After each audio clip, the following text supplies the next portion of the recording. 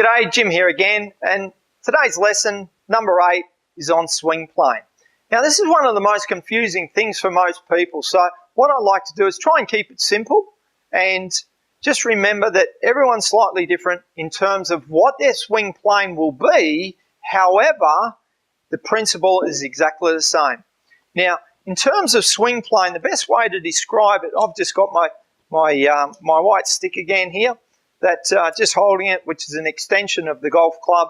I'm going to set up to the ball or imaginary ball. As I swing back, I want the extension of that shaft pointing down to my target line, not down at my feet, not out in front of my ball out that way. I want it pointing down to my target line. So as I go back, I'm pointing it down at the target line. As I go back, it's still extending out, pointing at the target line, coming down and through. As I work through, it's going to point at my target line again.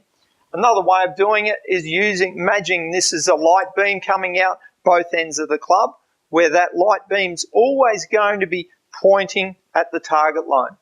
Now let's imagine that I've got a stick in the ground like that on the right angle, if you like, for my swing plane.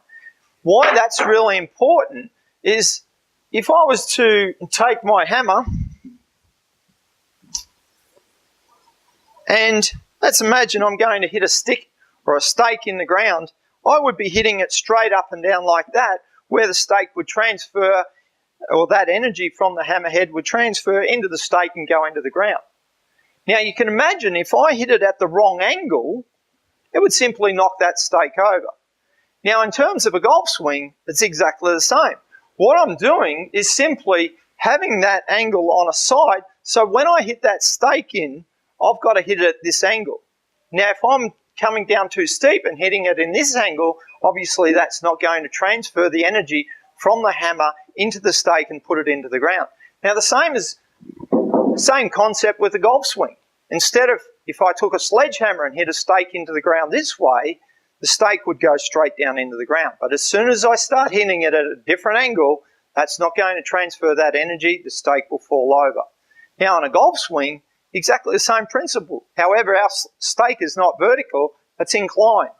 So what I need to do is imagine I'm hitting that stake in on an angle that way. So as you can appreciate, that energy is going to transfer down through that stake, and that stake's going into the ground.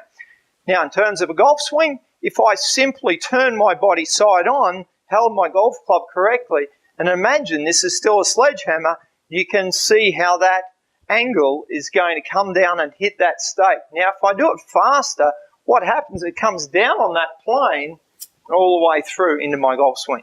So what's really important for your power source is it's got to be on plane power. And just think of that stake hitting it down into the ground. If we don't have that power going on plane or in the right direction, simply going to knock the stake over, it won't go in the ground.